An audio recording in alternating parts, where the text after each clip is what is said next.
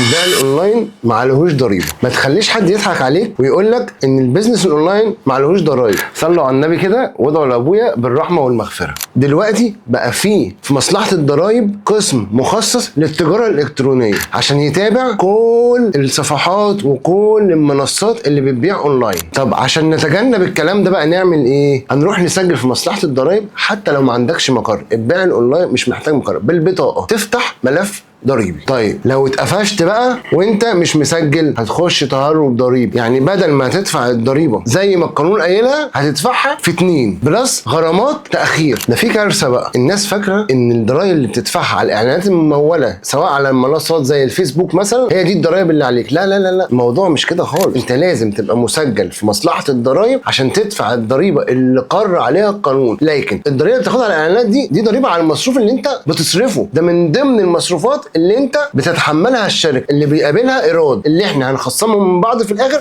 ونطلع الضريبه اللي عليك. اوعى تشغل دماغك وتقول لي مش هيعرفوا يجيبوني. طب هيجيبوك ازاي؟ انت عارف مين اصلا اللي بيسالك على سعر المنتج بتاعك دوت؟ ولا ده مجرد شخص بيبعت لك وانت بتقول له ب 50 جنيه ب 100 جنيه ب 500 جنيه؟ من هنا هيعرف ان انت بتبيع، فهيبتدي يشوف انت متسجل ولا لا. وعشان كده بقول لك مفيش حاجه اسمها